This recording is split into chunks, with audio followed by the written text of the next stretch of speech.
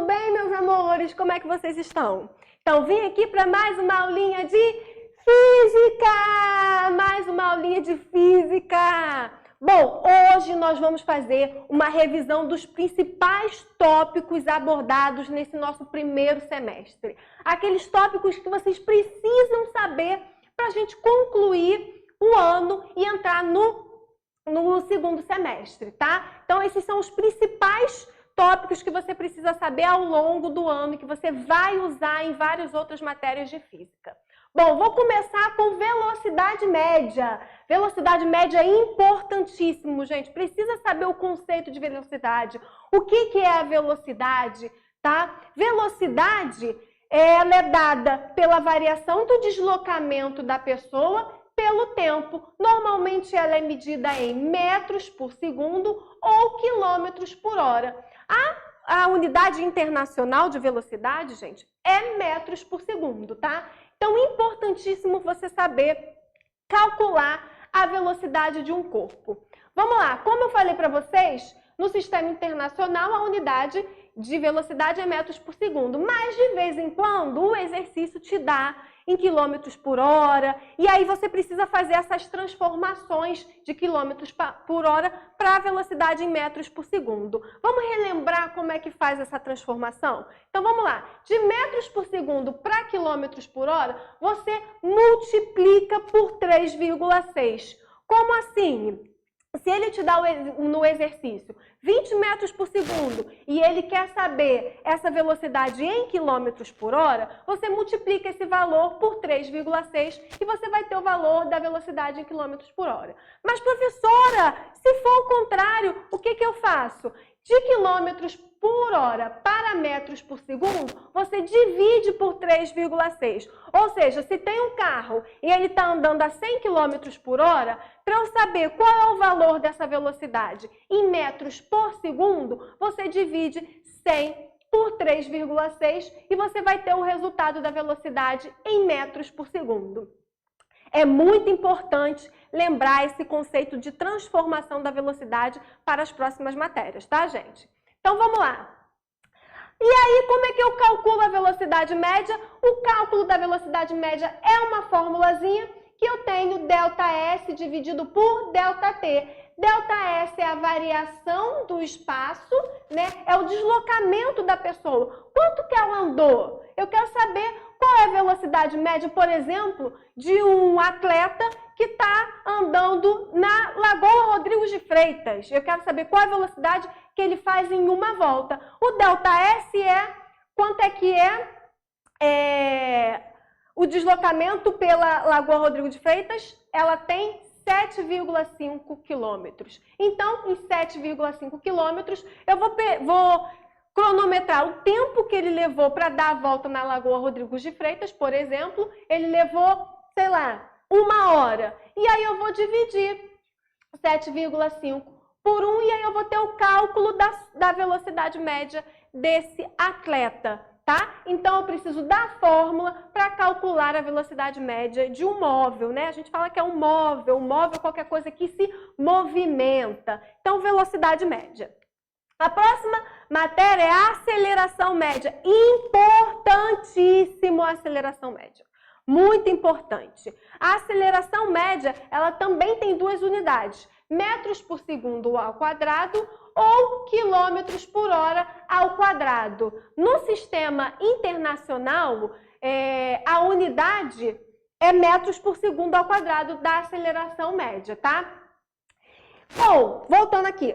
Como é que a gente calcula a aceleração média? É a velocidade dividido pelo tempo, né? E para relembrar mais uma coisinha de aceleração média, é que sempre que eu tenho variação na velocidade, eu tenho aceleração. Quando a velocidade de um móvel é constante, aí eu não tenho aceleração.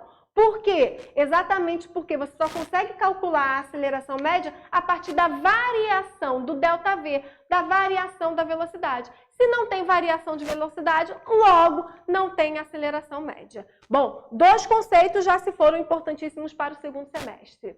Bom, o terceiro conceito são as leis de Newton. Gente, quem não lembra das leis de Newton, maravilhosa, que nós vimos Todo mundo se deu bem na prova, lembram? Vocês arrasaram na prova de leis de Newton, então vocês com certeza sabem tudo de leis de Newton, mas eu vim aqui fazer uma revisão porque veio o recesso aí, com certeza vocês deixaram escapar alguma coisa. A primeira lei de Newton é a lei da inércia. O que é inércia mesmo? O que é, galera?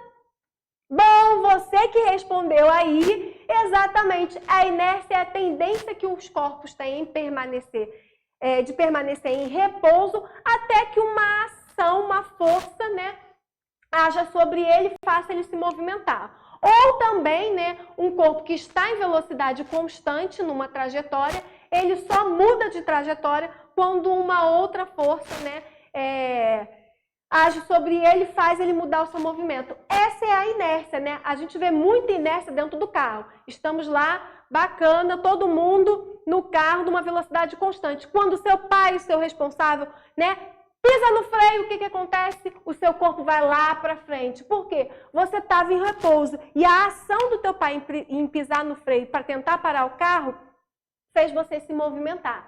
Essa é a inércia. Bom, a segunda lei de Newton, ela fala exatamente que quando esse corpo ele sai do repouso, ele adquire uma aceleração. E nós já vimos a aceleração, já falei para vocês que é um conceito importantíssimo, a aceleração, inclusive aqui na segunda lei de Newton. E eu tenho uma fórmula que é fundamental para resolver exercícios da segunda lei de Newton. Força resultante é igual a massa vezes aceleração.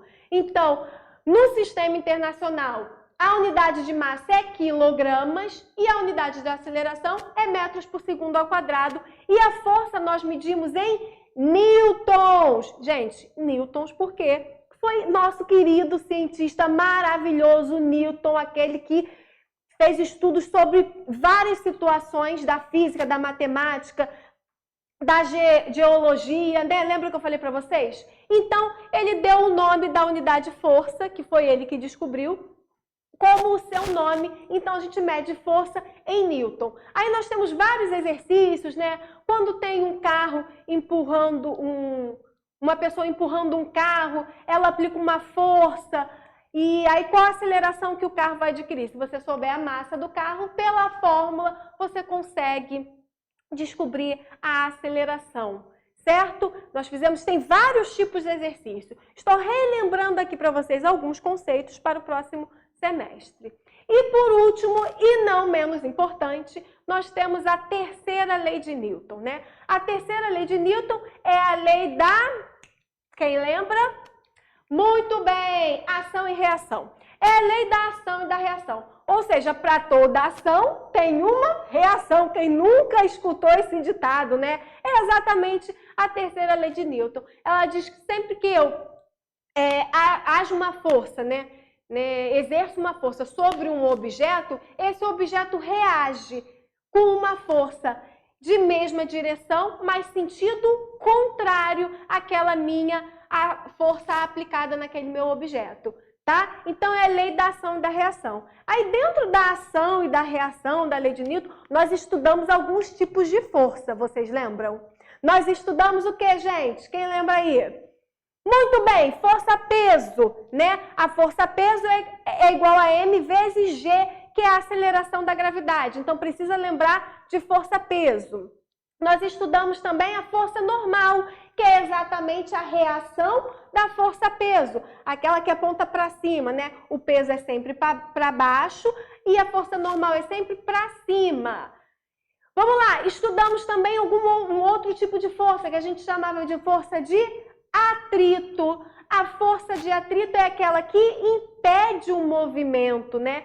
Então, eu falei para vocês que a força de atrito tem um coeficiente de atrito que a gente representava pela letra μ, quem lembra do μ, que é o coeficiente entre o chão e o objeto que está em movimento. Então, se o chão for muito liso, eu não tenho muito atrito, né? Ele vai escorregar, que é uma beleza. Lembram dos simuladores que eu mostrei para vocês? Mas se o chão for muito rugoso, né?